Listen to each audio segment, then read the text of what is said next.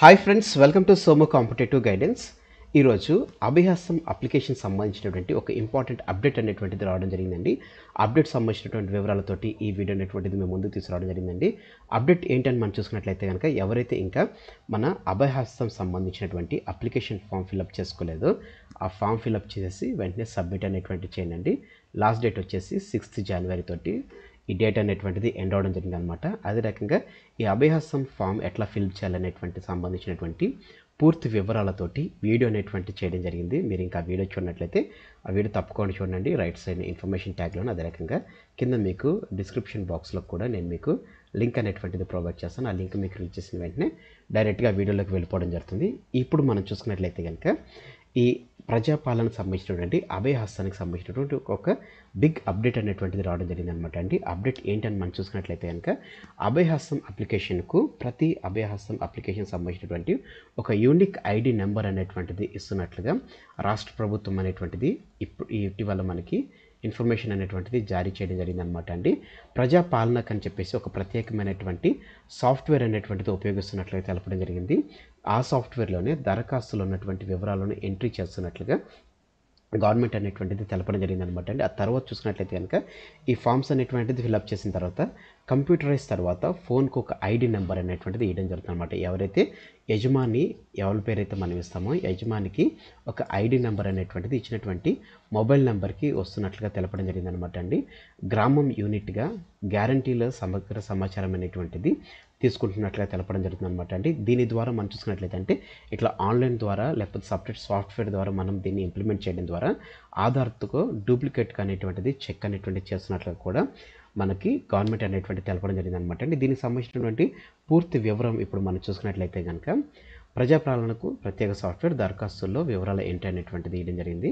రాష్ట్ర ప్రభుత్వం ప్రతిష్టాత్మకంగా నిర్వహిస్తున్నటువంటి అభయహస్తం గ్యారంటీల ప్రజా పాలన దరఖాస్తు సమాచారానికి బిగ్ డేటాబేస్ కింద డిజిటలైజ్ చేసేందుకు కసరత్తు అనేటువంటిది మొదలవడం జరిగింది అనమాట అండి. ఈ నెల 6వ తేదీ నుంచి అప్లికేషన్ తీసుకున్న తర్వాత వాటన్నిటిని కంప్యూటరైజ్ చేస్తున్నట్లుగా తెలపడం జరిగింది. ఇందుకోసం అని చెప్పేసి ప్రత్యేక సాఫ్ట్వేర్ను ప్రభుత్వం రెడీ చేసినట్లుగా తెలపడం జరిగింది. జిల్లాలు మండలాలుగా అదే రకంగా గ్రామాల వారీగా మనకు చూసుకున్నట్లయితే కనుక ఈ వచ్చినటువంటి దరఖాస్తులు అనేటువంటిది వాటిని సాగ్రిగేట్ చేస్తూ దీన్ని తీసుకొస్తున్నట్లుగా తెలపడం జరిగింది అనమాట అండి.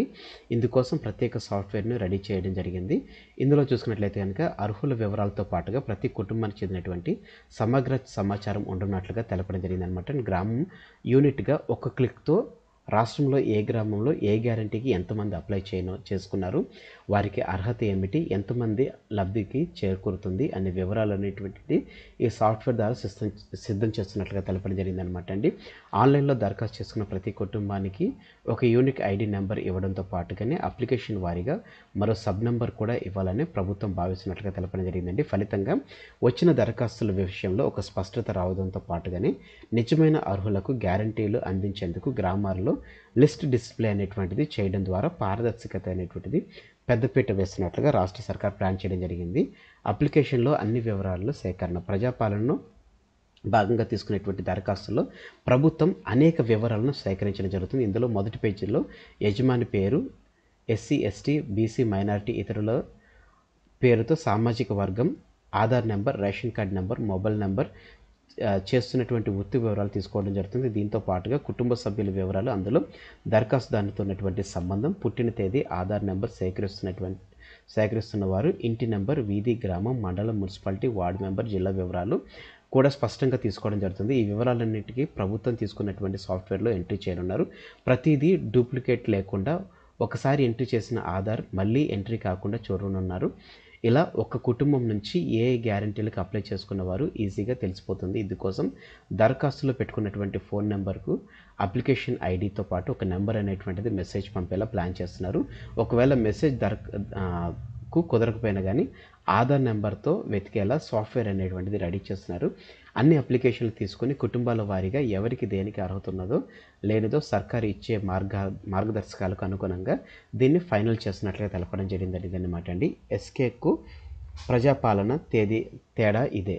గతంలో బీఆర్ఎస్ చేసినటువంటి సమగ్ర కుటుంబ సర్వేకు అదే రకంగా ప్రజాపాలనకు ఉన్నటువంటి తేడా ఇదే అన్నట్లుగా ఇందులో తెలపడం జరిగింది అనమాట అండి. మొత్తం మనం చూసుకున్నట్లయితే కనుక మనం ఏదైతే దరఖాస్తు చేసామో ఆ దరఖాస్తు అనేటువంటిది ఇప్పుడు మనం ఆఫ్లైన్ ఫామ్లో చేయడం జరిగింది కదండి. ఆఫ్లైన్ ఫామ్లో మన దగ్గర ఉన్నటువంటి కమ్యూనిటీ హాల్కి వెళ్ళి మనం వేయడం జరిగింది. ఆ తర్వాత వీటిని సాఫ్ట్వేర్ రూపంలో దీన్ని ఫిల్అప్ చేయడం జరుగుతుంది అనమాట అండి. సాఫ్ట్వేర్ ద్వారా మనకి ఇచ్చినటువంటి ప్రతి అప్లికేషన్ అనేటువంటిది వాళ్ళు తీసుకుని అందులో ఉన్నటువంటి ఆధార్ కార్డ్, అదే రకంగా రేషన్ కార్డ్ డీటెయిల్స్ ఏదైతే ఉన్నాయో దాన్ని తీసుకుని దీని ద్వారా ఏం చేస్తున్నారంటే ఈ సాఫ్ట్వేర్లోనే మరలా ఆధార్ కార్డ్ సంబంధించినటువంటి ఒకవేళ డూప్లికేట్ వచ్చినా కానీ, లేకపోతే ఇదే ఆధార్ కార్డ్ తోటి ఉన్నటువంటి మరలా అప్లై చేసుకున్నా కానీ దానికి సంబంధించినటువంటి చూసుకుంటూ వాటిని డిలీట్ చేస్తూ, అంటే దానికి సంబంధించినటువంటి మరొక ఐడి అనేటువంటిది ఇవ్వకుండా సపరేట్గా దీనికి ఒకటే ఆధార్ కార్డు తోటి ఏ విధమైనటువంటి ఫ్రాడ్స్ లేకుండా ఉండే రకంగా ఈ సాఫ్ట్వేర్ అనేటువంటిది ఇంప్లిమెంట్ చేస్తున్నట్టుగా తెలపడం జరిగింది అనమాట అండి. దీనికి మనం చూసుకున్నట్లయితే కనుక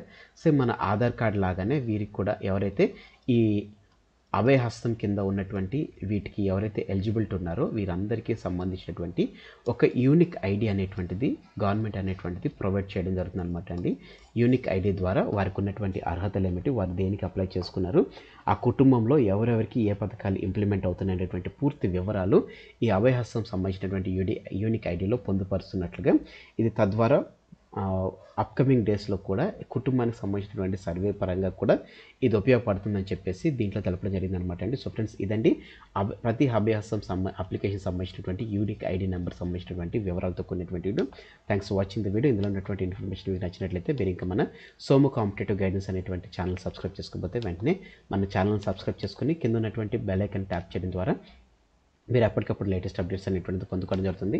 thanks for watching the video friends. ఈ వీడియో కనుక మీకు నచ్చినట్లయితే లైక్ చేయండి, కింద కామెంట్ సెక్షన్లో కామెంట్ చేయండి మర్చిపోకండి. ఈ వీడియోని మీ ఫ్రెండ్స్ అండ్ ఫ్యామిలీస్ రిలేటివ్స్ ఎవరైతే గవర్నమెంట్ ఎగ్జామ్స్ ప్రిపేర్ అవుతున్నారో ప్రతి ఒక్కరికి ఈ వీడియో షేర్ చేయడం మర్చిపోకండి. Thanks for watching the video. Have a nice day. All the best. Bye.